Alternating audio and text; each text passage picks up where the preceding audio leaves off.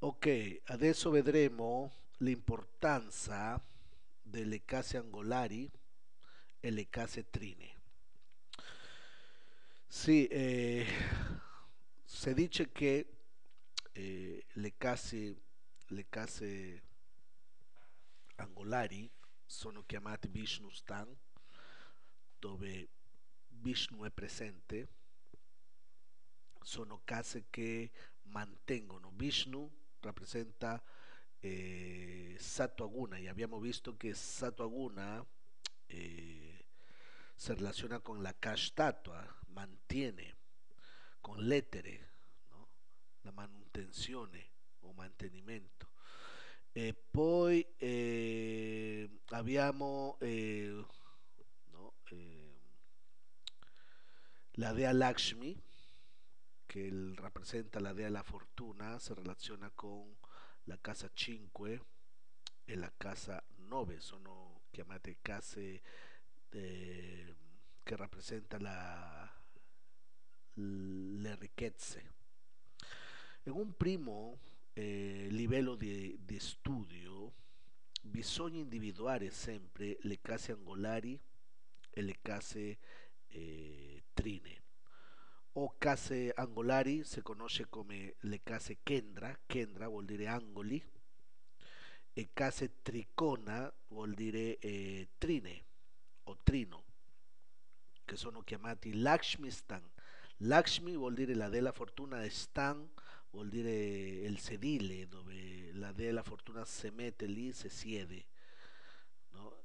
Vishnu Stan, Vishnu Stan vuol dire sedile dove si siede Vishnu, sono case importanti. Allora,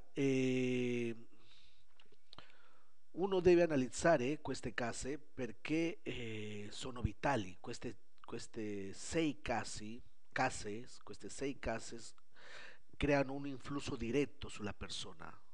Invece le altre case, la casa 2, 3, 6, 8, 11 o 12, influiscono agli altri, influiscono a altre persone. Invece queste case influiscono direttamente a uno. Per questo motivo sono importanti considerarli sempre un oroscopo. Quando uno inizia un'interpretazione astrologica, subito bisogna individuare le case angolari e le case trine. Subito, questo è il primo passo di analisi. Anche eh, hanno una forma di interpretare, no? Bisogna soltanto conoscere la, la caratteristica, pure se può interpretare più avanti, vedremo, faremo degli esempi come queste case angolari uno può interpretare tutte le posizioni dei pianeti usando le case angolari come punto di riferimento. Ad esempio, in un primo livello di analisi io posso usare l'ascendente o la casa 1, analizzo tutti i pianeti usando come punto di riferimento la casa 1, no? Questo si chiama Jagma Lagna. Però posso usare ad esempio, posso interpretare la carta natale usando la casa 7 come ascendente. La casa 7 diventa ascendente e analizzo tutti i pianeti dalla casa 7. E questo ascendente diventa Ashtalagna per determinare la longevità, per determinare la morte, no? Qui si vede la nascita, l'entrata al mondo, l'uscita dal mondo, l'entrata al mondo e l'uscita dal mondo. L'entrata al mondo, la nascita, allora si usa l'ascendente come punto di riferimento e uno analizza tutti i pianeti, no? Usando come punto di riferimento la casa 1. Però se uso la casa 7 come punto di riferimento e analizzo tutti i pianeti da questo punto, allora io posso determinare quando la persona può andare via, quando muore, qual è diciamo, la longevità della persona, no? Si chiama Ashtalagna. Poi Madhya Lagna, Patala Lagna, Madhya Lagna vuol dire il cielo e Patala Lagna vuol dire l'inferno, si traduce. Y vediamo che Madhya Lagna si relaciona con la casa 10, il karma. con il karma, con le nostre azioni, o uno va al cielo o uno va all'inferno, con le nostre azioni, karma. Se uno fa un buon karma, va al cielo, no? Uno può evolvere se uno fa un buon karma, invece se uno fa un karma cattivo, va all'inferno, va a patala, no? Va giù. Se uno fa un buon karma va su, se uno fa un karma cattivo va giù, no? Così, patala. Anche la casa 4 si relaziona con le emozioni, si relaziona con la vita familiare, con la prima parte della vita, anche l'ultima parte della vita, no? Perché è così. Se uno vede, diciamo, il processo della nascita, uno nasce, no? Inizia da sotto, poi cresce, cresce, si mantiene, no? Sorge e poi inizia a calare e di nuovo va sotto. Allora la casa 4 indica questo processo. La casa 4 indica l'inizio, la prima parte, la casa 4, per questo motivo la casa 4 indica la madre, la prima persona che uno vede per prima volta è la madre, no? Allora l'inizio della vita, la casa 4. Allora uno sorge, diciamo, cresce, si mantiene per un periodo di tempo e uno già può capire come sarà l'inizio, anche la fine della vita. Comunque sia, queste case angolari sono molto importanti, anche hanno dei nomi speciali, no? Tanu che si relaciona col corpo, questo lo abbiamo visto, Karma con le attività, Shuka con la felicità e Kalatra con il rapporto che uno può avere, no? A livello di matrimonio. Però è molto importante individuare, diciamo, la tendenza D. D vuol dire la direzione che una persona può avere, verso che direzione va, se uno può essere mantenuto dentro di questo mondo o no, no? In un contesto molto facile possiamo vedere che la casa 1 si relaciona con il corpo, la casa 10 si relaciona con la carriera e la professione, la casa 7 con il matrimonio, l'unione anche, la casa 4 con la famiglia, la felicità domestica. Sì, questo già lo sappiamo, però bisogna individuare, ad esempio, l'importanza di determinare questi principi Buddhi, no? La casa 1 indica Buddhi, Buddhi vuol dire intelligenza, intelligenza. Vishnu si trova nell'ascendente, in casa 1, sempre. E Vishnu è Sattva-guna. Se uno nasce con un pianeta benefico in casa 1, questo vuol dire che Vishnu si mantiene lì, non se ne va. Però se uno nasce con pianeti malefici in casa 1, Vishnu se ne va perché Vishnu non è compatibile con i pianeti tamasici. Vishnu è Sattva-guna, purezza. Allora se un pianeta malefico occupa l'ascendente, allora Vishnu va via, non si trova in quella casa. Allora, e se Vishnu non c'è in quella casa, questo significa che quella casa non sarà mantenuta, uno non sarà mantenuto attraverso di quella casa, capito? Allora, per questo motivo, ad esempio, se una persona per dire nasce con pianeti benefici, pure i satwici e i rajasici sono chiamati, sono favorevoli dentro si occupano l'ascendente, sono, sono favorevoli si occupano l'ascendente.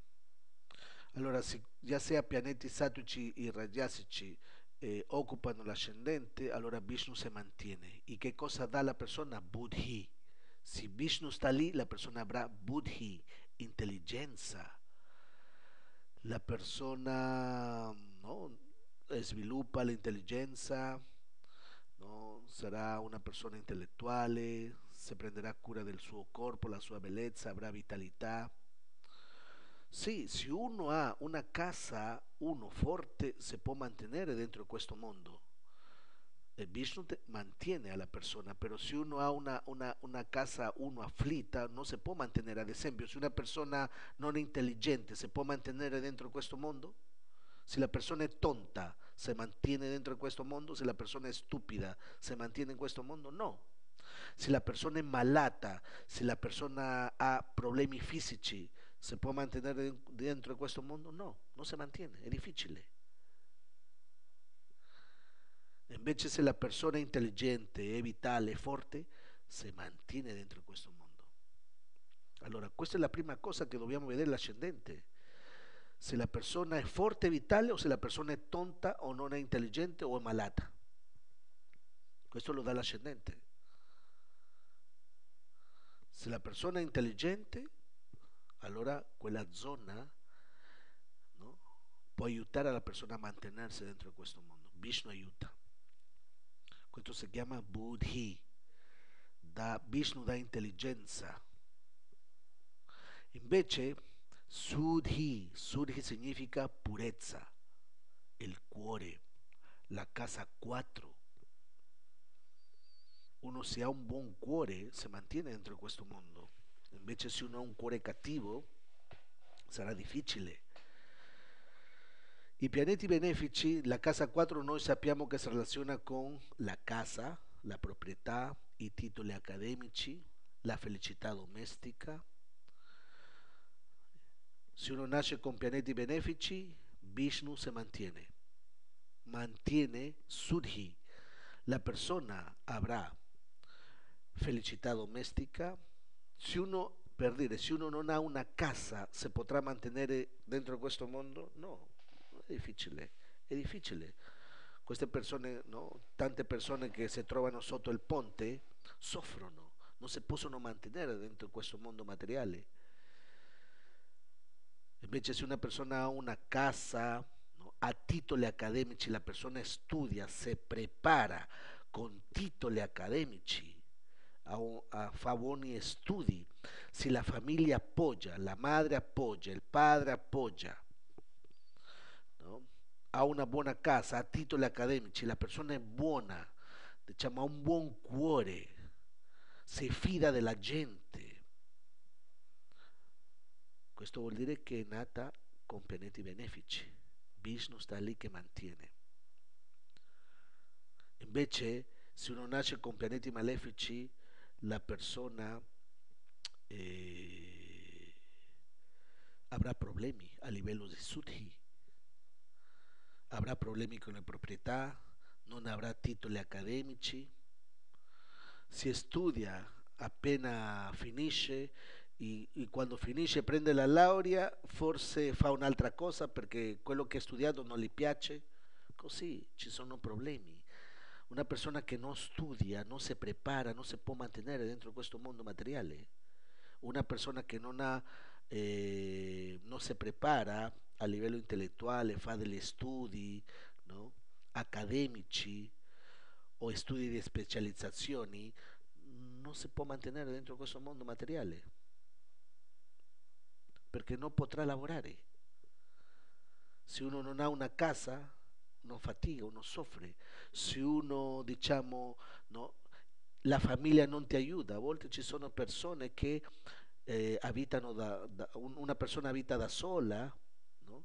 La madre non aiuta, il padre non aiuta, la famiglia non aiuta, la persona deve lavorare, si deve mantenere da sola, no? In affitto, sempre con le difficoltà economiche, no? Non riesce a studiare perché deve lavorare,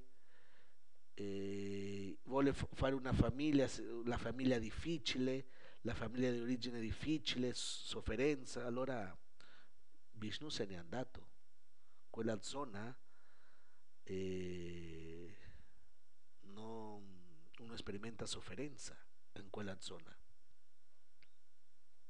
Diciamo che le case angolari sono i 4 pilastri importanti. Come un tavolo deve avere 4 zampe, così si mantiene forte e stabile. Però se manca una zampa o mancano due, allora c'è un po' di instabilità. Certo, una persona molto fortunata è quando nasce con pianeti benefici in case angolari. Vishnu se mantiene lì e crea questo karma. Invece se uno nasce con pianeti malefici in case angolari, una sofferenza. Questa è la prima interpretazione che si deve fare con le case angolari. Poi, se analizziamo la casa 7, che rappresenta Bridhi, la capacità di crescere attraverso degli altri, no? O uno si mette insieme con qualcuno e fa un'associazione, no? O un negozio e cresce, no? I soci o la capacità di, diciamo, o la capacità di sposarsi, uno si sposa con qualcuno, no? Si sposa con qualcuno, cresce, nascono i figli, no? La persona può crescere. Allora, abbiamo visto che l'impulso importante dell'essere umano o dell'entità vivente è l'associazione. Quello è l'impulso più forte, il sesso, l'associazione. Allora, tutti vogliono creare un'unione, tutti vogliono entrare in contatto con il sesso opposto, no? Queste sono le caratteristiche. Allora, se una persona nasce con pianeti malefici in casa 7, non si manifesta Bridhi, la persona non cresce, la società non cresce, non cresce a livello sociale, non cresce a livello di figli, matrimonio, c'è qualche problema lì. Vishnu se n'è andato, Vishnu se ne va, non mantiene Bridhi, no? Sì, questa è la caratteristica di casa 7. Casa 7 crea questa situazione. Se uno nasce con pianeti benefici o nasce con pianeti malefici, uno ya deve individuare subito quale sarà il karma della persona. Se si manifesta Bridhi, la crescita, uno può crescere con il matrimonio o può crescere con le diverse associazioni che uno fa a livello sociale, no? De lavoro, no? De studio, cresce, c'è espansione. Bridhi, le espansioni. Poi viene Siddhi, Siddhi si traduce come poteri mistici, la capacità di agire dentro questo mondo materiale, la capacità di muovere il karma. Se una persona riesce a muovere il suo karma, a volte abbiamo visto che ci sono persone che hanno una vita piatta. Piatta che vuol dire? No? Si alzano, vanno al lavoro, lavorano 8 ore, no? Mangiano, dormono, fanno sesso e basta. Quelle attività lo fanno tutta la vita, una vita piatta. Il karma non si muove, la persona non riesce a muovere il karma, no? A frullare il suo karma, a tirare fuori le cose positive. E di solito questo succede quando uno nasce con pianeti malefici.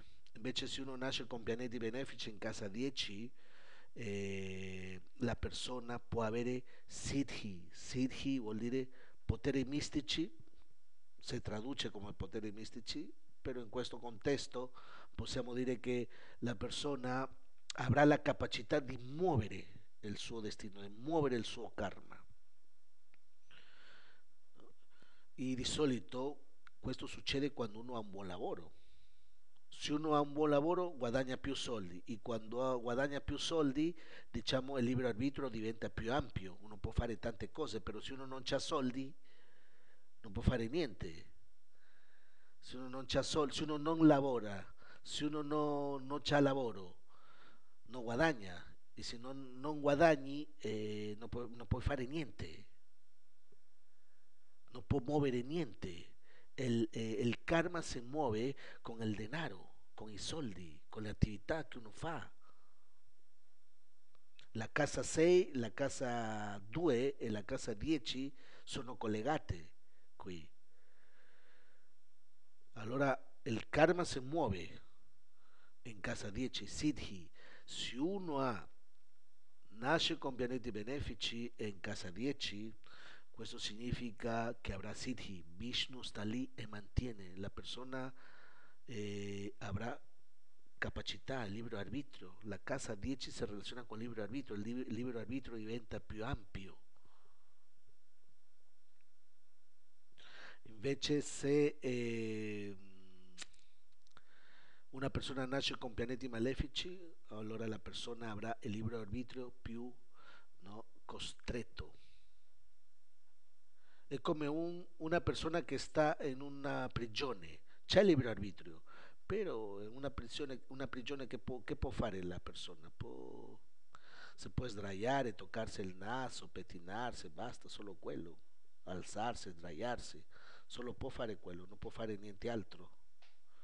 Questa è la caratteristica di eh, un libero arbitrio costretto.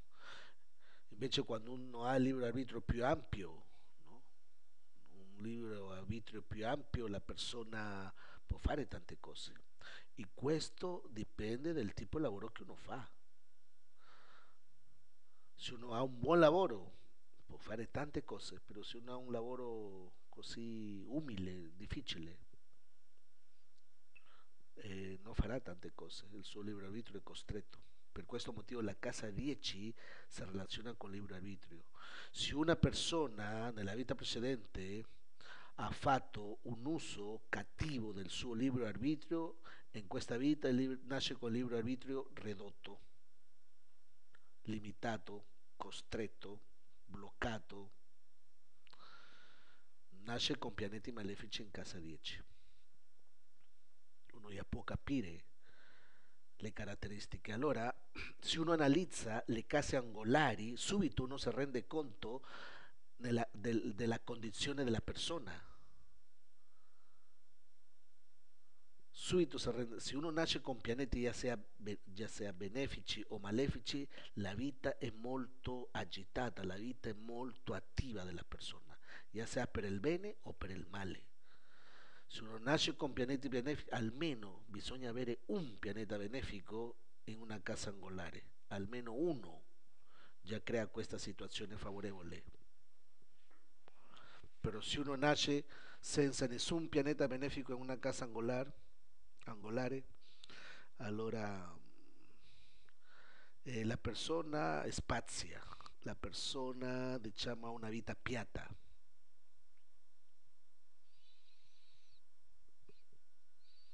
Se uno nasce con pianeti malefici, allora la persona soffre. Se una persona nasce con tutte le quattro case angolari con pianeti malefici, questo si chiama Sarpa Dosha, è una condizione molto negativa. Le quattro case angolari occupate da pianeti malefici, Sarpa Dosha. Per questo motivo nell'astrologia il chakra, lo stile nord dell'India, il chakra lo fanno come i diamanti, no? I quadrati, così individuano facilmente le case angolari, no? Per fare questa interpretazione. Si vede subito, uno analizza già il destino della persona. Abbiamo capito già le case angolari. Adesso dobbiamo vedere le case trine. Allora, le case trine si relazionano con la dea della fortuna, si relazionano con le risorse, la parte economica, l'aiuto che uno può ricevere dagli altri, l'aiuto che uno può avere, no? Dovuto al buon karma che uno ha fatto nella vita precedente.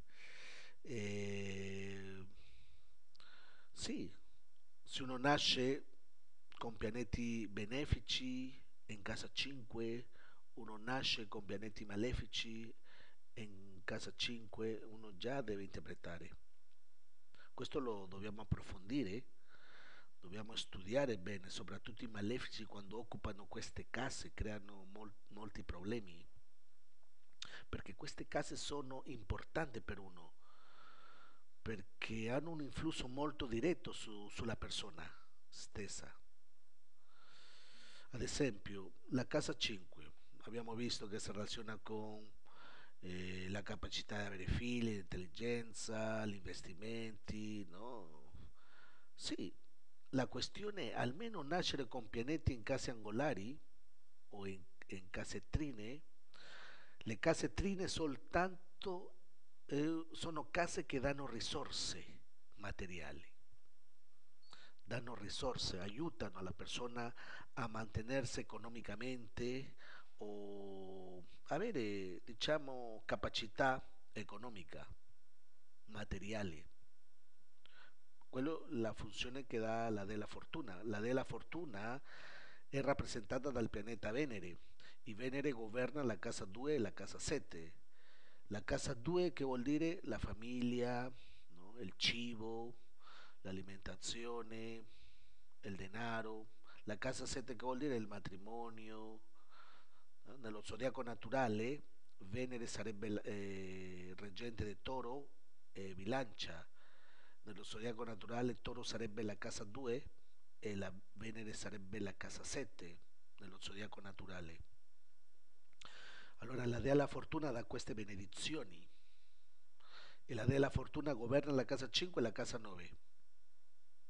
Se uno nasce con pianeti benefici in casa 5 e in casa 9, allora la persona può avere benedizioni di casa 2 e casa 7 a livello materiale. Casa 2, cibo, famiglia, denaro, ti aiutano, ti appoggiano, eccetera. E anche la capacità di avere figli, intelligenza, capacità di fare investimenti. Invece se uno nasce con pianeti malefici in casa 5, si crea una situazione un po' difficile. Non ci sono risorse, la persona non avrà soldi, si manifestano problemi, difficoltà. La dea della fortuna non c'è perché pure lei non è compatibile con i pianeti tamasici. Lei è Sattva-guna come il suo marito. La dea Lakshmi è la moglie di Vishnu e entrambi sono Sattva-guna. Allora se c'è un malefico in casa 5, la della fortuna se ne va, scappa, non è compatibile con i pianeti tamasici. E per questo motivo uno sperimenta un po' di sofferenze in queste zone, soprattutto a livello economico. E la casa 9 anche si relaziona con le risorse, no? La casa 9 si relaciona con el Dharma, la fortuna Bhagya, ¿no? Se relaciona con la capacità di entrare in contatto con Dio, di purificarsi, ¿no? Se uno nasce con pianeti benefici in casa 9, la persona avrà soldi per purificarsi. La persona, ad esempio, uno che nasce con benefico in casa 9, viene qualcuno e ti dice guarda, tu devi andare in India a fare questo rituale perché così puoi migliorare la tua vita. E la persona ascolta questa informazione e lo fa. Benefici in casa 5. E la della fortuna ti dà risorse per fare queste attività, per purificarsi. Entra in contatto con maestri religiosi, entra in contatto, soprattutto se sono pianeti sattuci. Sole, Luna, Giove in casa 9 crea questa tendenza. Uno ha più fede, è più diciamo aperto all'informazione, alla conoscenza. Invece i malefici bloccano completamente la fortuna. Uno ha la tendenza di rifiutare tutto ciò che è positivo. Per questo motivo i saggi consigliano sempre, se uno nasce con pianeti malefici in casa 9, subito fare i rimedi, perché se uno non fa i rimedi la persona avrà problemi seri con la fortuna. Il Dharma viene bloccato, anche Bhagya, la fortuna. Il Dharma vuol dire il dovere, viene bloccato, uno non sa che cosa fare, no? E anche Bhagya, la fortuna, viene bloccata se uno nasce con pianeti malefici in casa 9. Uno può dire che si sente sfortunata la persona perché si manifestano eventi di sofferenza sempre. la fortuna viene rovinata da questi pianeti malefici. Questo sì, guardate, analizzate 10 carte astrali, analizzate le case angolari, le case trine e applicate questa logica di analisi e vedrete. Queste sono le caratteristiche principali. Allora,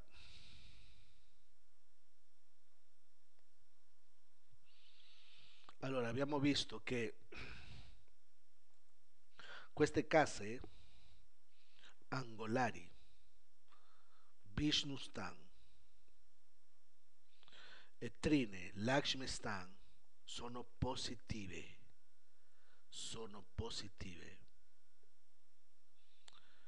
perché fanno, soprattutto sono positive se i pianeti benefici, pure i rajasici, i satwici rajasici, pianeti rajasici, occupano queste case positive. Però se i pianeti tamasici occupano queste case, allora lì uno soffre. E almeno già si capisce qual è la sofferenza, no? Malefico in casa 1 che vuol dire un malefico in casa 4 che vuol dire in casa 7, casa 10, casa 5, casa 9. Uno già capisce. E questo analisi è semplice, diciamo che è un primo livello di analisi.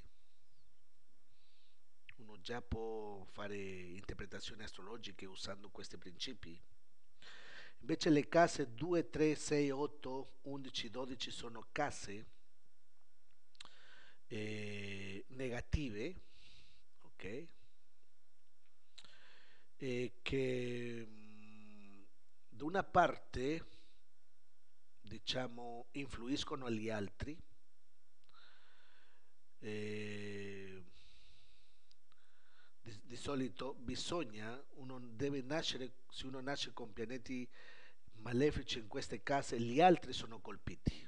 Uno non è colpito direttamente, sono gli altri. Invece se uno nasce con pianeti benefici in queste case, allora gli altri sono favoriti. Uno non è favorito, sono gli altri che vengono favoriti. No? La casa più malefica è la casa 8. Si dice che la casa 8 e la casa 6 sono considerate case malefiche, anche la casa 12. A livello materiale, per una persona che è materialista, la casa 8 è la più malefica perché rappresenta le malattie croniche, eccetera, la longevità, la morte. Invece per uno spiritualista la casa 6 è più malefica perché rappresenta le debolezze, i Shadripu, no? Le 6 debolezze che blocca la persona ad avere liberazione dovuta a queste 6 debolezze. Per uno spiritualista la casa 6 è la più malefica. Invece per un materialista la casa 8 è la più malefica. Dipende dalla prospettiva, uno deve interpretare l'oroscopo secondo la prospettiva della persona. Se la persona si trova una prospettiva materiale, allora si devono usare principi a livello materiale, che appartiene alla sua prospettiva. Però se la persona è spirituale, allora deve usare principi a livello spirituale. No? Devo considerare a Saturno benefico, no? Devo considerare, diciamo, la Venere malefica. Per uno spiritualista la Venere diventa malefica. Invece per un spiritualista Saturno diventa benefico e così via, uno può già individuare. Ok? Allora, eh, bisogna analizzare, diciamo, queste tre case, la casa 1, la 5 e la 9. Uno deve fissarsi molto in queste tre case perché rappresenta il passato, il presente e il futuro. La casa 1, 5 e 9. La casa 9 rappresenta il passato, la casa 1 rappresenta il presente e la casa 5 rappresenta il futuro. Perché si fa questa classificazione? Sì, la casa 9 rappresenta il padre. Chi nasce prima? Il padre. Il padre nasce prima, per questo motivo rappresenta il passato. Poi l'ascendente 1, 1 è l'ascendente. E la casa 5 indica i figli. Dopo, no? Uno nasce, dopo vengono i figli. Allora rappresenta il futuro. Usando questa logica, qui possiamo individuare eh, queste tre case per almeno avere un'idea di come sarà il passato, come sarà il presente, come sarà il futuro anche.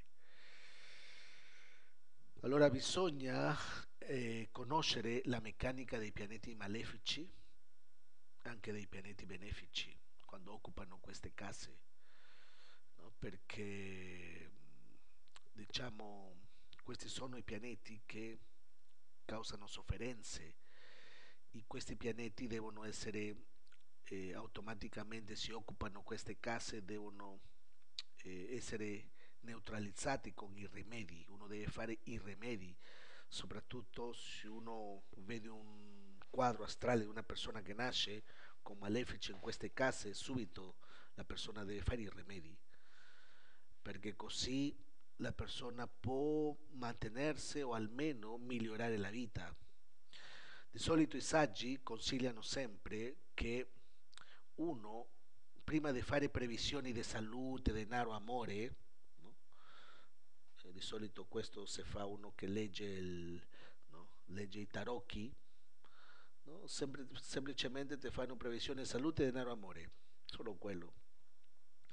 I saggi, diciamo, consigliano di iniziare prima a individuare la parte più debole dell'oroscopo e così, individuando la parte più debole dell'oroscopo, possiamo usare i rimedi, dare alle persone i rimedi e la persona inizia a usare questi rimedi e dal momento che inizia a usare i rimedi la persona migliora la sua vita.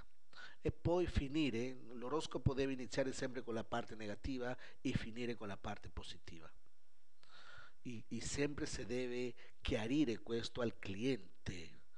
Uno deve dire al cliente che prima bisogna trovare i nodi, la parte più difficile dell'oroscopo, e poi finiamo con la parte più facile, più favorevole dell'oroscopo.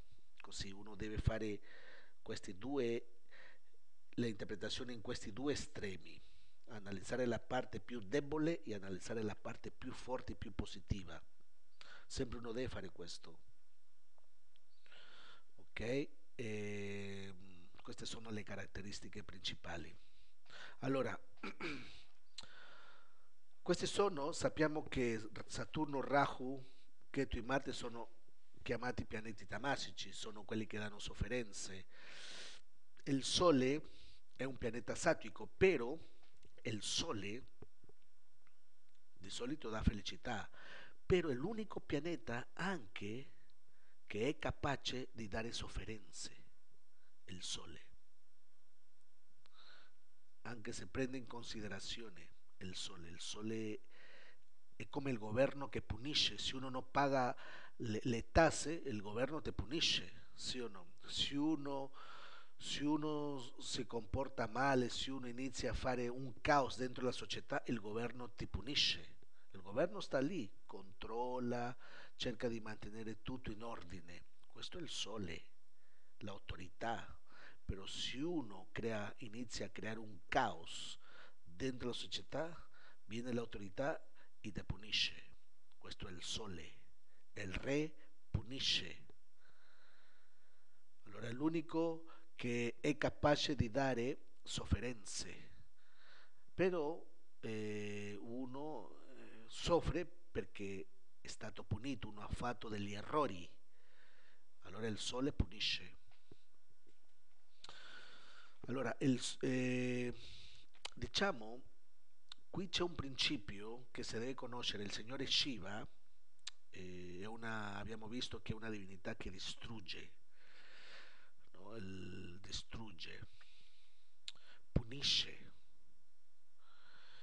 Si dice che Marte in questo caso si relaziona, ad esempio, alcune tradizioni classificano a Signore Shiva come Saturno, alcuni lo classificano come il Sole, no? Però in questo caso viene classificato a Shiva come Marte, perché distrugge il corpo. No? Marte di solito lavora più a livello di mente, lavora più, no? A livello, no, Marte lavora di più a livello di corpo, invece Saturno lavora di più a livello di mente. Questo è Saturno, Rahu, livello di mente, anima, invece Marte a livello di corpo. Questa è la differenza. Allora dobbiamo vedere che si manifestano diversi tipi di distruzioni. Questo l'abbiamo visto già, mi sa che nel primo livello, Iguna, quando si manifesta Tamaguna, la distruzione, quando si manifesta attraverso di Marte, che distrugge tutti gli oggetti, e a livello di Saturno che distrugge la longevità. Però in questo contesto, no? Marte si relaciona con il corpo, tutto che è corpo. Allora, se analizziamo qui, in questa diapositiva, possiamo vedere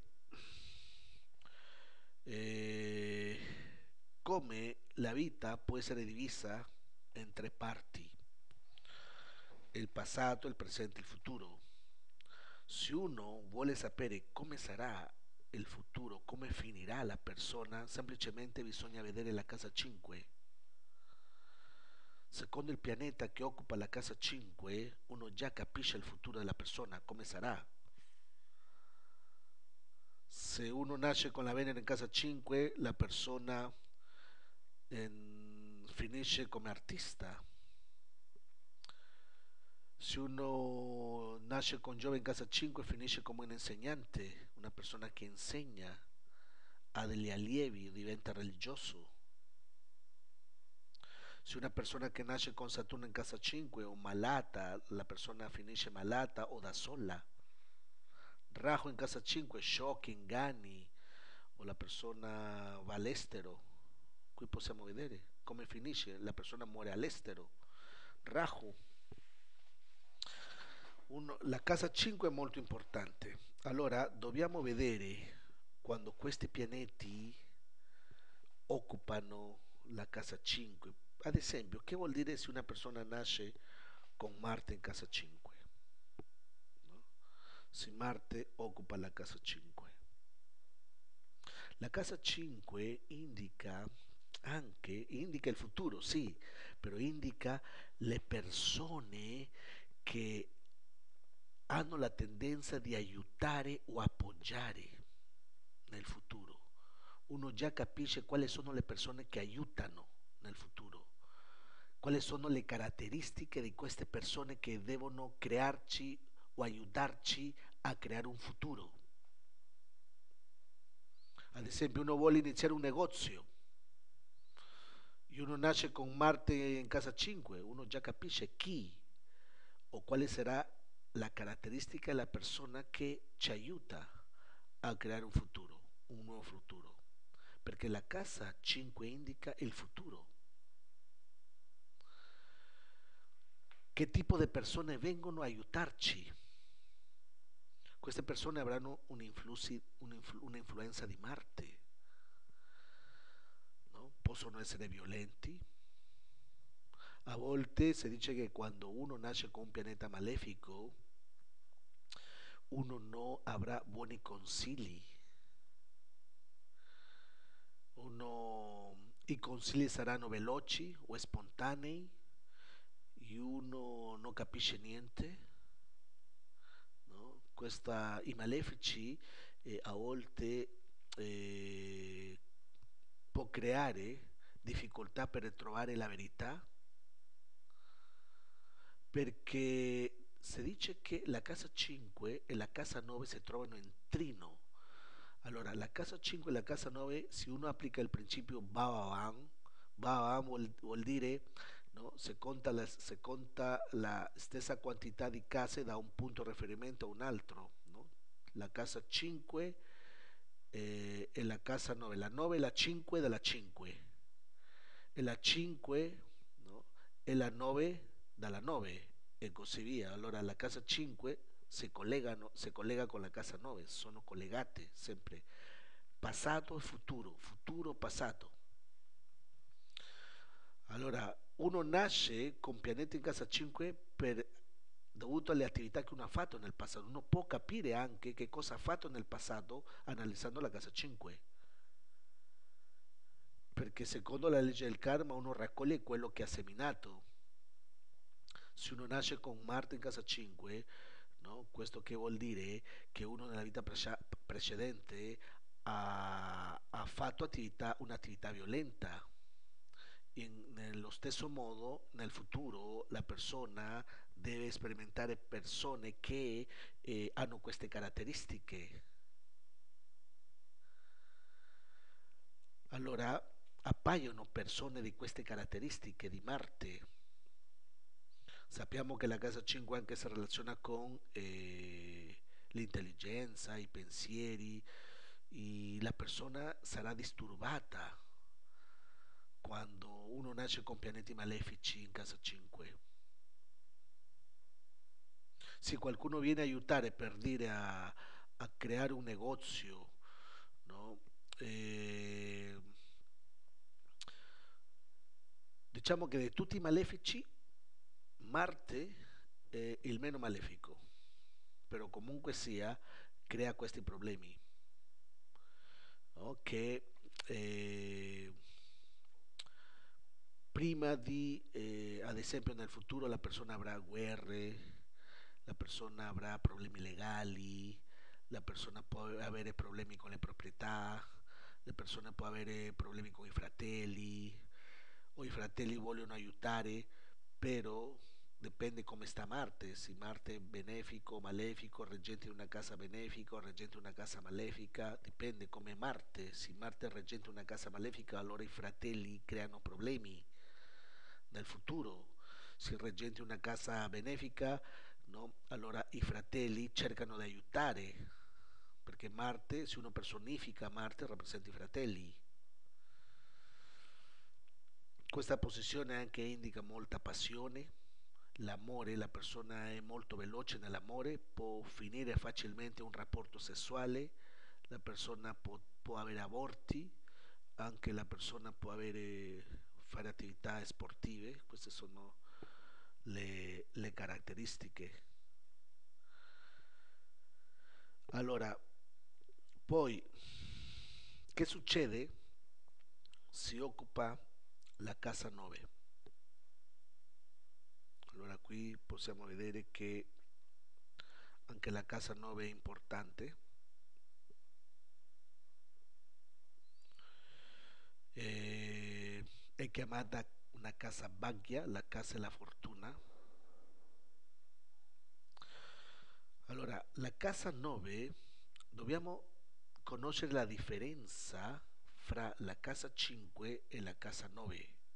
La casa 5 vuol dire persone che possono aiutarci o se manifestano queste persone a crearci un futuro, aiutarci a creare un futuro. Invece la casa 9 si relazionano, no? Con persone che danno consigli, con persone che cercano di migliorare o peggiorare la fortuna di uno, ok?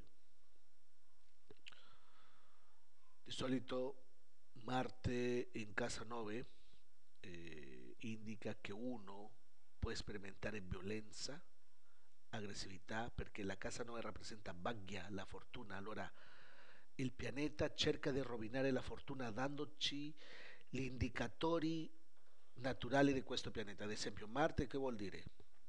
Guerre, problemi legali, incidenti, vuol dire no, violenza. La persona sempre deve stare sulla difensiva perché ci saranno persone che vogliono fregarci sempre e uno si deve difendere, uno deve portare in causa le persone, uno rischia di avere incidenti. Così Marte vuole rovinare la fortuna della persona dando questi indicatori, manifestando sulla fortuna questi indicatori. Questo è Marte in casa 9. A volte uno, dovuto che sempre sta sulla difensiva, diventa polemico, no? E, e soprattutto queste due case, la casa 5 e la casa 9, cercano di influenzare molto la mente e l'intelligenza perché si trovano in trino sull'ascendente. Allora l'ascendente, se un pianeta occupa la casa 5, influenza la testa. Se un pianeta occupa la casa 9, influenza la testa, perché sono in trino. Allora la persona sempre sarà sulla difensiva, sempre pensa che tutto il mondo la vuole attaccare, tutto il mondo la vuole fregare, entra in conflitto con gli altri, no? Sempre no? Marte le fa pensare così, no? Può entrare in contatto con persone sbagliate, inizia a fare attività che non si relazionano con il Dharma, fa tante cose, no?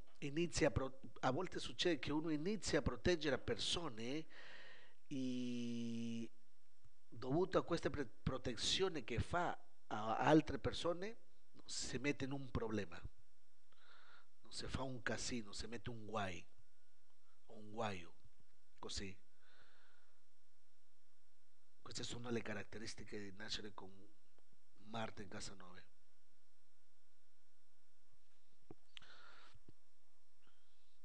Poi qui stiamo analizzando al dettaglio, no? Allora si vediamo questa, eh, questa caratteristica. Se uno nasce con Marte in casa 1, Marte in casa 5, Marte in casa 9, eh, allora abbiamo detto la casa 5 indica le persone che si possono manifestare nel futuro per aiutarci per creare qualcosa di nuovo, per aiutarci a creare un futuro. Questa è casa 5. Casa 9 indica, eh, diciamo, la fortuna, no? Indica, eh, può indicare il mantenimento di quello che uno già ce l'ha, ad esempio, se uno ha fortuna o non ha fortuna, se uno mantiene, diciamo, la casa 9 rappresenta se uno riesce a mantenere quello che ha la persona o riesce ad avere la persona, si riesce a mantenerli. Un esempio, uno se può comprare una bella macchina, ¿quanto tempo la mantiene quella macchina? Con uno, quella è casa 9. Se uno riesce, allora tutto ciò che uno, se uno mantiene la salute, mantiene il denaro, mantiene la fortuna, questo è casa 9. Se uno riesce a mantenere, se relaciona con el pasado, rappresenta Bhagya, la fortuna del pasado. Questo è casa 9, Bhagya, la fortuna del pasado. Si dice che se uno non ha fortuna, questo significa che non ha senso di pensare nel futuro. Se uno ha fortuna, ha senso di pensare nel futuro, però se una persona nasce con pianeti malefici in casa 9, già uno può capire che la persona avrà problemi. Eh, diciamo, i problemi si manifestano dal passato e questo può creare una situazione sfavorevole per il futuro. Allora, si dice, se uno non ha fortuna, uno a volte può dimenticarsi del futuro. A volte ho visto persone che sono sfortunate, dicono no, per me il futuro è nero, non esiste. Marte in questa casa, indica che le persone sempre litigano e si dimenticano di costruire il proprio futuro. Non si sposano, non hanno figli, no? O se si sposano o hanno figli, non si possono mantenere dentro del Dharma per molto tempo. Sì, ho visto casi di persone che nascono con queste posizioni planetarie, non si sposano, non hanno figli o se riescono a sposarsi o avere figli, dura poco, ci sono problemi. Il Dharma, la persona potrà fare qualsiasi cosa, però il Dharma principale non lo fa. Qual è il Dharma principale di una donna? Sposarsi, fare figli, far crescere i figli. Il Dharma naturale di un uomo? Proteggere la famiglia, educare i figli, dare religione e professione ai figli. Questo è il Dharma naturale di un uomo. Se uno nasce con questi malefici in queste case, si dice che può fare qualsiasi cosa, però il Dharma principale o non lo fa, o se lo fa dura poco, o a volte può diventare uno stile di vita e dice no, per me, no, per me il matrimonio non esiste, no, no, preferisco stare da solo, no, no, preferisco non avere figli, no, no, soltanto una compagna ogni tanto, basta, no, no, perché così non fanno il Dharma. Allora qui stiamo cercando di capire questi diversi principi, ok? Allora, si aggiunge, questo lo vedremo più avanti, però molto importante il pianeta, che cosa vuol dire il pianeta Atma Karaka? L'Atma Karaka è un pianeta che, diciamo, indica l'anima della persona, l'anima. Se il pianeta che diventa, si è malefico e diventa Atma Karaka, vuol dire che può promuovere la spiritualità, la persona può diventare spiritualista, avrà questo desiderio, ad esempio se uno nasce con Marte Atma Karaka in casa 9, avrà il desiderio di lottare con tutto il mondo, se può manifestare un conflitto di più, può essere di più un conflitto più interno e non tanto esterno, perché Marte indica l'Atma Karaka, vuol dire, no, un conflitto con la persona stessa. La persona deve sperimentare una lesione spirituale, deve cercare di superare, diciamo, le debolezze, soprattutto quando i malefici diventano Atma Karaka, Matya Karaka o Vatri Karaka, si manifesta spiritualità, però la persona deve soffrire prima, no? La persona deve cercare ahimsa, ad esempio Marte indica violenza, allora la persona deve cercare la himsa, la non violenza, la pace. E dal momento che la persona inizia a fare queste attività, i problemi finiscono. Questo in caso che Marte diventasse Atma Karaka, se no si manifestano gli altri principi di Marte. Allora, i saggi si dice che Marte, quando occupa l'ascendente, occupa la casa 9, occupa la casa 5, a volte la casa 3, perché? Perché se il malefico occupa la casa 3, fa un aspetto sulla casa 9. Tutte queste tre case, la casa 1, 9 e 5, sono chiamate case Dharma. Dharma, case Dharma. Allora, eh, Marte cerca di rovinare il Dharma della persona. Marte in casa 3 facendo l'aspetto sulla casa 9, di queste tre case la casa 9 è la più forte a livello di Dharma, questo lo abbiamo detto già. E, e di solito crea questo blocco, soprattutto la casa 9, se Marte occupa la casa 9 a livello di Bhagya, a livello di fortuna, no? Marte, conosciuto come il pianeta della guerra, eh,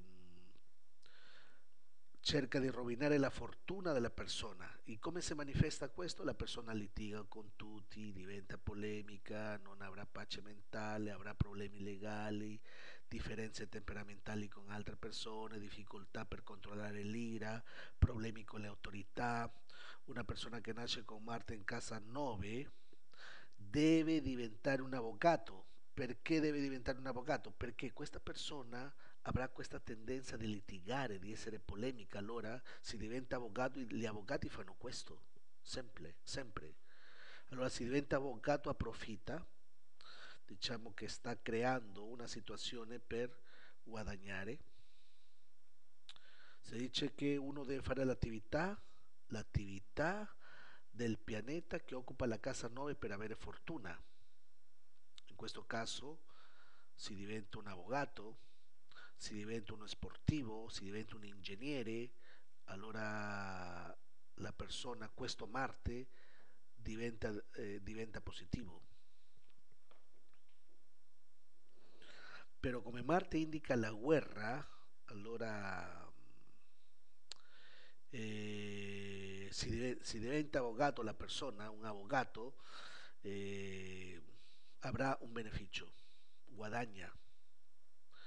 E lo farà bene perché quella sarà la sua natura. Invece se la persona non fa questo, fa altre cose, diventa sfortunata, perché nunca, mai avrà pace la persona, avrà problemi sempre. Così Marte cerca di rovinare la fortuna. Allora, come Marte è un pianeta aggressivo, di fuoco, allora bisogna dare un po' di pace a questo pianeta, bisogna un po' di già lattato all'acqua. Allora si dice che una persona se nasce con pianeti Marte, soprattutto in queste case, la persona deve usare una perla e così in questo modo la persona può avere tranquillità, può diciamo questo influsso negativo di Marte su queste case può essere bloccato. Questo è il consiglio che si deve dare o che danno i saggi, no? Deve usare una perla la persona.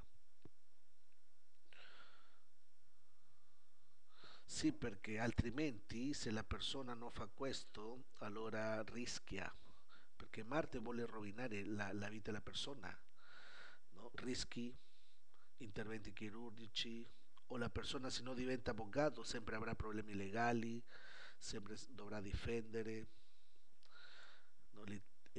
Può litigare con gli altri, allora la perla aiuta, senza buco, deve essere vergine, almeno di 8-9 mm,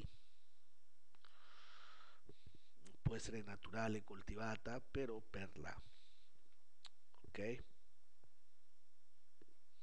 Poi, se analizziamo, adesso vediamo Saturno. Qual è la caratteristica di questo pianeta Saturno? Quando Saturno si squilibra distrugge la cache, lettere. Vaju distrugge la cache. Vaju distrugge la cache, lettere. E abbiamo visto che la casa 1, 5, 9, in queste case si trova lettere, predomina l'elemento etere, perché Vishnu Lakshmi, no? Vishnu Lakshmi rappresentano l'etere, la cash, il mantenimento. queste persone, queste divinità mantiene la fortuna. Allora, che cosa vuol dire se una persona nasce con Saturno in casa 5 e casa 9? Saturno in casa 5 fa che la persona si dimentichi, la persona si scorda o dimentica, diciamo, le benedizioni che la persona può ricevere o ha ricevuto. E perché si dimentica? Dovuto a Vayu Tattva. Si dice che quando, no, la cash rappresenta la comprensione, la capacità di unire, no, la capacità di entrare in contatto con Dio, questo è Akash. Invece Vayu Tattva, l'aria separa, crea dissipazione, separa, si relaciona di più con la individualità. La tendenza di Vayu è separare. Quando Vayu predomina, eh, in queste case, allora ha la tendenza di separare. A volte sono persone che una persona può rimanere da sola, non avrà figli o si allontana, c'è qualche problema lì, può sperimentare periodi di solitudine.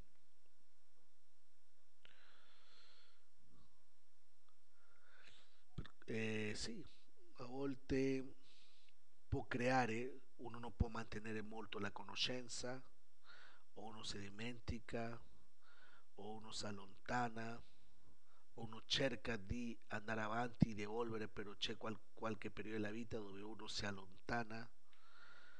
Queste sono le caratteristiche di, di queste posizioni. Di solito, quando Saturno occupa la casa 5, Vayu da una parte si relaciona molto con la protezione del corpo, no? Vayu, ad esempio, si relaciona con la pelle, che è capace di resistere, no, il vento, l'aria, no? Grazie alla pelle uno è protetto. Quello rappresenta, diciamo, Vayu Tattva. Però quando l'elemento Vayu, l'elemento aria diventa sfavorevole, allora la, la pelle del corpo si secca, no? La pelle diventa così vecchia, non è capace di resistere, la pelle non protegge più. Se una persona ha problemi di pelle perché Vayu, Saturno sta che affligge, ci sono problemi lì. Allora, quando Saturno occupa queste case, a volte uno si scorda, si dimentica di Dio, a volte può avere dubbi, no? È una religione, una filosofia, no? Uno cerca una religione, una filosofia, però a volte avrà dei dubbi. Sì, uno a volte crede, non ci crede, non si fida, dipende. Uno può perdere la fede e questo si può manifestare in diversi periodi della vita. Poi un'altra caratteristica causa perdita di fede. A volte uno si dimentica o manca fede, la fede non è molto forte. A volte succede questo, uno studia Jyoti, a volte può succedere questo, uno con le scritture sacre o uno studia Jyotish, no? Parecchio, però poi ci sarà un periodo in cui non lo studia più, smette completamente. perde la fede. Un esempio per dire, no? Una persona che ha fede studia e continua, non smette mai di studiare. Questo quando ha fede, uno studio, una scienza, a livello materiale anche, uno continua, invece quando uno non ha fede, studia una cosa, poi smette di studiare, studia un'altra cosa, poi lascia a metà, smette, continua un'altra e così, non ha fede, perde la fede. Studia un periodo di tempo, poi si scorda o non lo studia più, non continua con gli studi. Non continuare con gli studi è perché uno perde la fede in quello che sta facendo. Sono persone che fanno uno studio e quando finiscono di studiare si scordano di tutto. Possono perdere la fede nello Jyotish, nell'astrologia, possono perdere la fede, no, diciamo, si può manifestare una pigrizia intellettuale, no? Sì, tutto bello, però si attiva la pigrizia intellettuale o uno si scorda, uno non memorizza bene, a volte vuole iniziare a cantare i mantra, però canta 10 giorni e poi non canta più, quello perde la fede. Eh, una persona che nasce con pianeti benefici in casa 5 canti mantra, no? Arriva il mantra, canta e continua a cantare sempre. E non smette mai, perché c'ha fede. Però quando uno perde la fede, no? Ci prova 10 giorni, poi smette, un anno, poi inizia di nuovo, 10 giorni, poi smette e così. Perde la fede nei mantra, nei calcoli matematici. A volte si scorda di come fare questi calcoli matematici. Qualcuno può dire che uno può avere una capacità di insegnare molte cose, però a volte con questa posizione planetaria uno si scorda, no?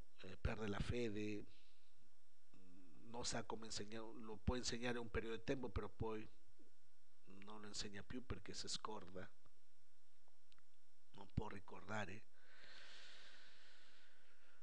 Sì, queste sono le caratteristiche principali di un pianeta malefico in casa 5, soprattutto Saturno. Poi, allora, in questo caso, Saturno crea questa situazione di ridurre la fede, di bloccare la fede.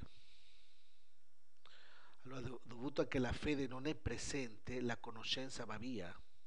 Invece quando uno fortifica la fede, uno continua a studiare, continua, e uno non smette mai. Allora quando si presenta questo problema nell'oroscopo, che è creato da Saturno, i saggi consigliano di usare un rubino, no? Che aiuta ad aumentare la fede.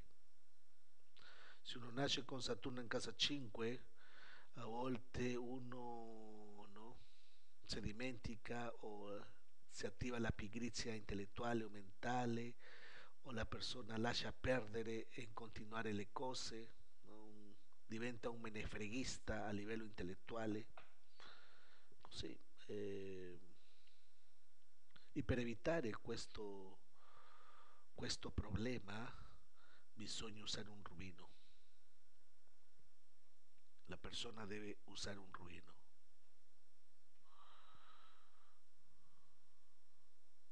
Poi,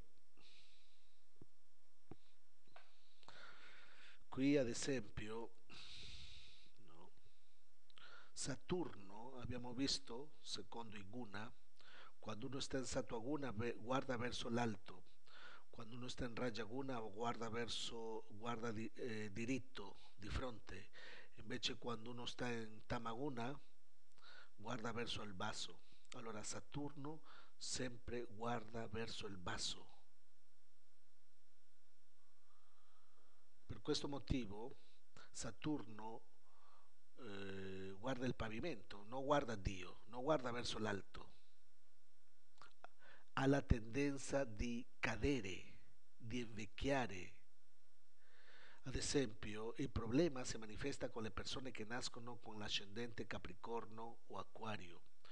Un ascendente Capricorno è a volte diventa molto difficile di convincere a una persona, no, con l'ascendente Capricorno a che abbia fede. Si dice che il peggiore di tutti è l'ascendente Capricorno. Invece per Acquario ha due reggenti, Saturno e Rahu. A volte Rahu cerca di filosofare, però non capisce niente le filosofie superiori. Questa è l'abilità di Rahu. Invece Saturno no, non fa questo. Saturno a volte crede soltanto in quello che vede. Per questo motivo ha lo sguardo verso il basso. Un ascendente Capricorno a volte è difficile convincere la persona che abbia fede. E se uno nasce con Saturno in casa 5 è perché a volte nella vita precedente ha perso la fede in Dio. Per questo motivo nasce con Saturno in casa 5, perché ha perso la fede in Dio. E la persona in questa vita deve fare degli errori, no? Deve sbagliare nei piani, deve avere dolori. Allora possiamo capire il tipo di persone che se manifestano alla fine della vita. Possiamo determinare come sarà la fine della vita, in solitudine o malata la persona, o, o può sperimentare dolore. Queste sono le caratteristiche. Può perdere la fede di nuovo, si può dimenticare dei mantra, non canterà mantra, non studierà, diventa pigra intellettualmente la persona perché Vayu ha questa è la caratteristica.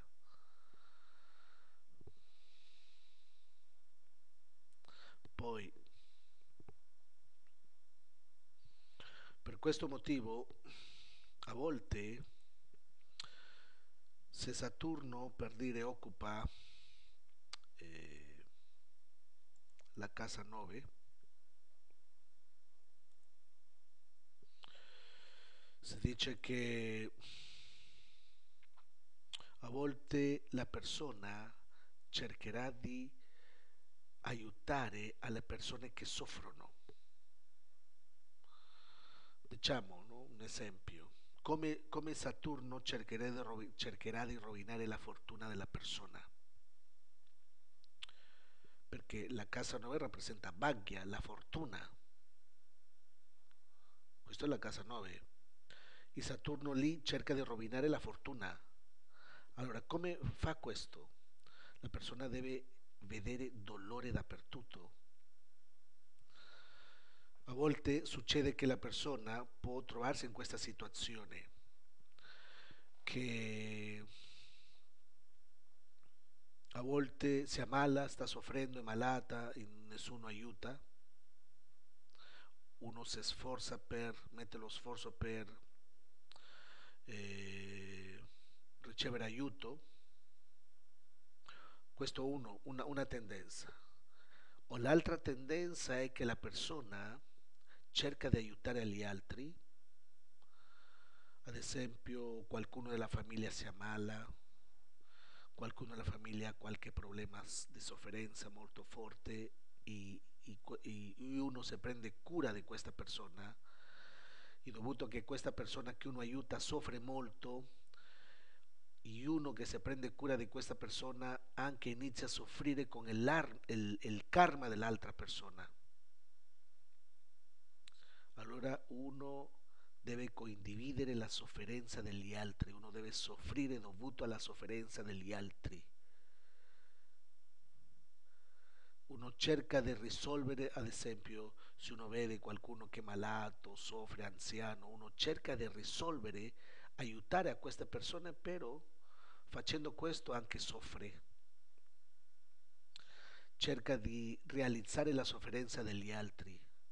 Per questo motivo, e a volte può dire, però perché Dio è così cattivo? Perché fa soffrire Dio a queste persone?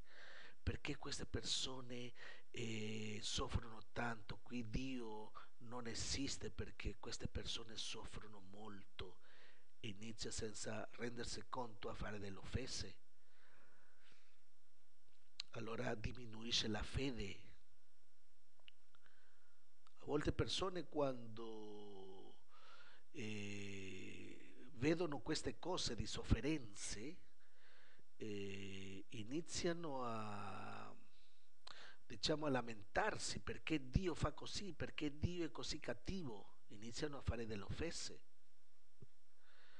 però no, quello è Saturno e perdono la fede, dicono no, Dio non esiste qui, Dio fa soffrire molto, si manifesta l'assenza della fede, no? La fede non c'è più. Allora per evitare questo problema bisogna usare un rubino, perché anche così si manifestano i problemi.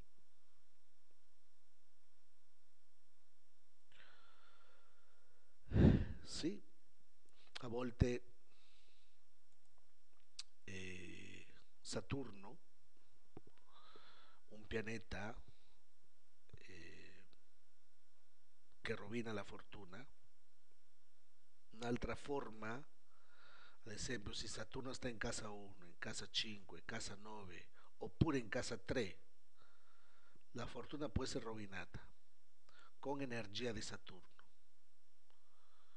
con la energia di Saturno. A volte la persona sempre si sentirà umiliata, si sentirà triste, isolata, ignorata, si sentirà che non riesce a mantenersi dentro la struttura sociale. I saggi, tutti i saggi dicono che è una posizione molto difficile e sfortunata nascere con Saturno in casa 9, perché a volte può dare anche sentimenti di vendetta, odio, o semplicemente la persona si sentirà ignorata, si sentirà che non è nato con fortuna in questa vita e tutto quello che fa, no? Lo fa male e sempre si lamenta che è nato sfortunato, che non ha fortuna. A volte penserà sempre che il mondo agisce, no? In contro di lui.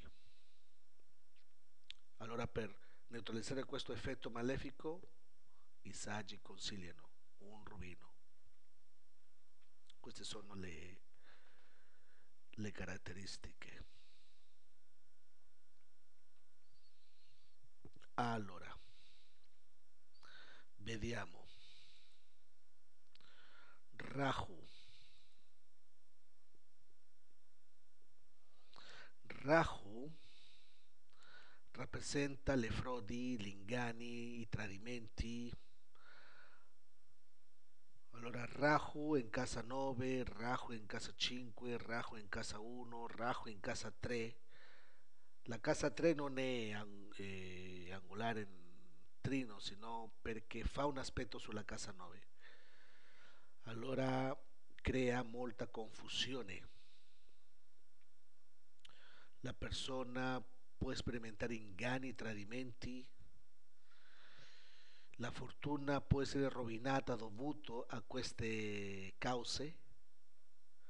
A volte si dice che la persona vuole rompere il controllo, qualche regola che è stato stabilito e avrà molta confusione con il suo Dharma, non saprà che cosa fare o può entrare in contatto con diverse associazioni, con maestri che non sono autentici, no? Maestri, come si dice, fake, maestri, sì, imbroglioni. Rahu in casa 9, a volte uno dubita del maestro spirituale. Se uno nasce con un Rahu, a volte vede un maestro che è autentico, la persona dubita. Sempre cercherà di questionare, di dubitare al guru, può credere in Dio, però sempre cerca di questionare e dubitare la persona, la conoscenza può commettere delle offese. I Rahu Ketu bloccano sempre la cash.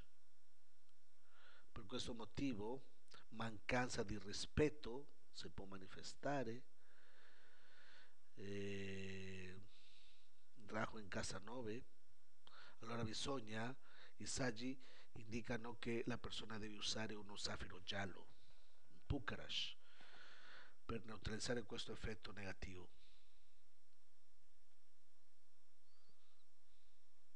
Allora, di solito questo influsso di Rahu sulla casa 9, la casa 9 si relaciona con la conoscenza, con la capacità di comprendere, crea confusione, dubbi dei maestri. Allora bisogna vedere che tipo di confusione si crea.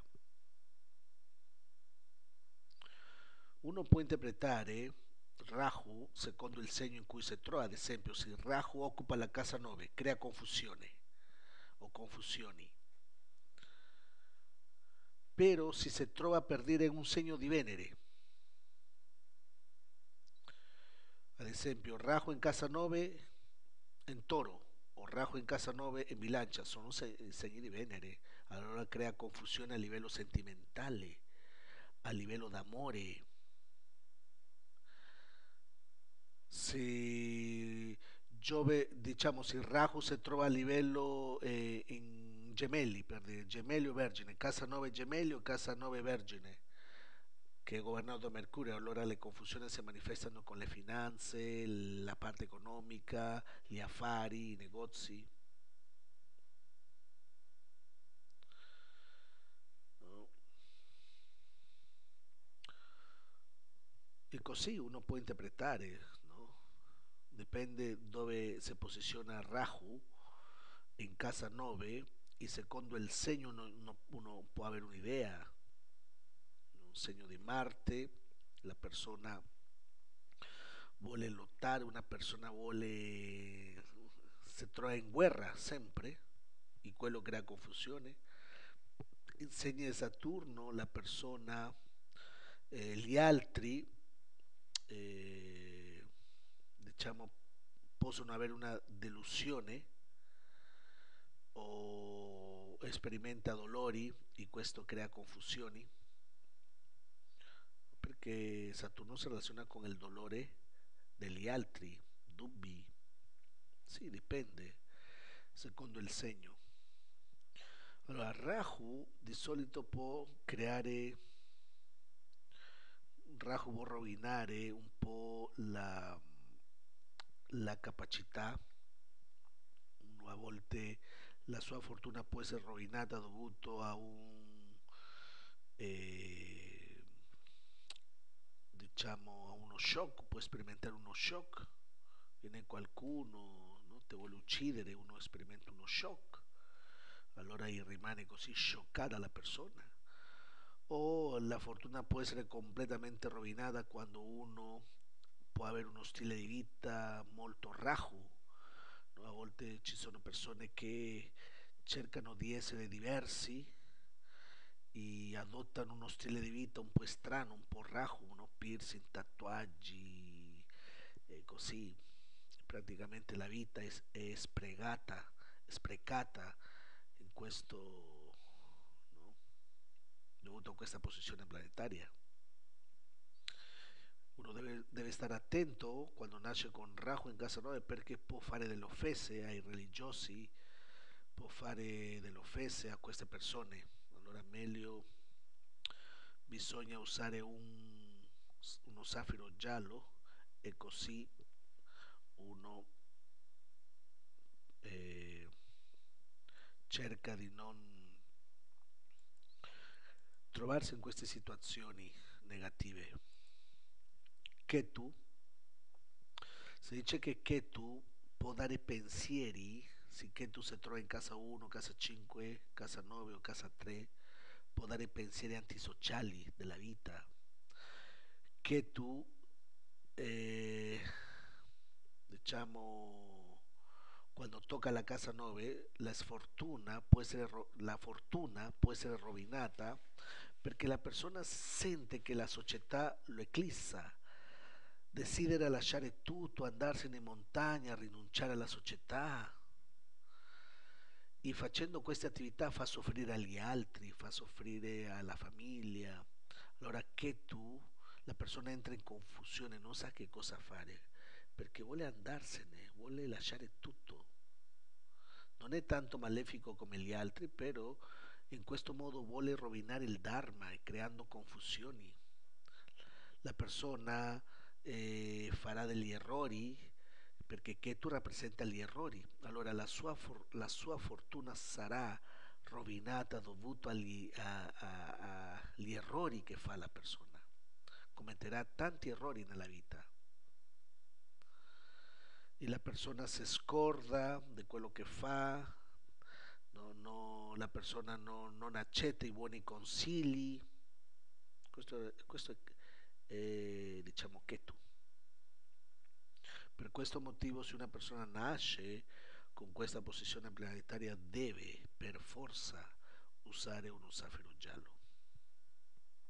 In questo modo neutralizza questi influssi negativi.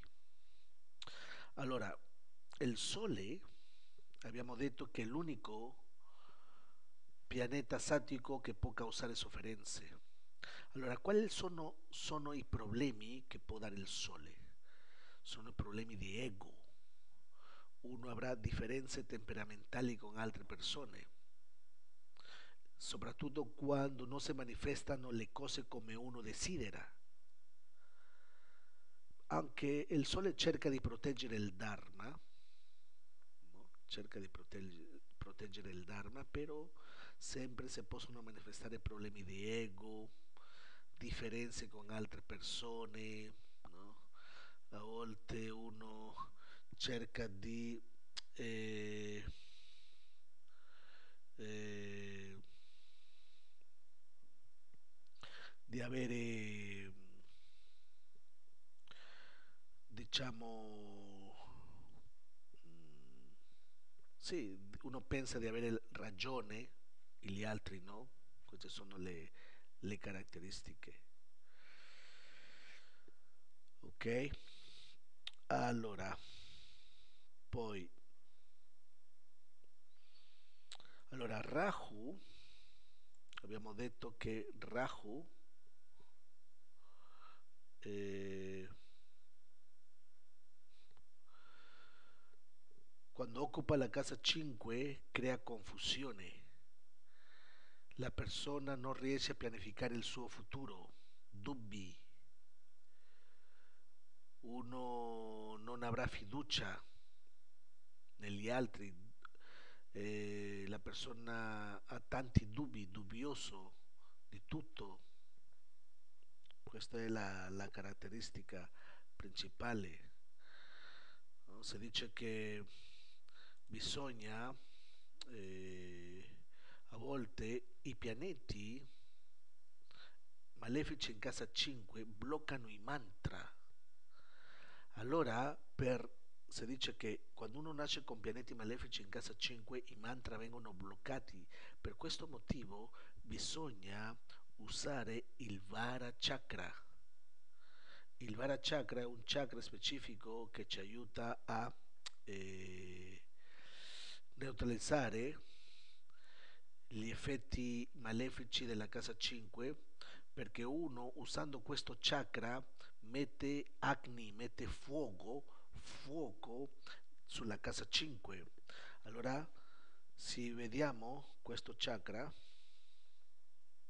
eh,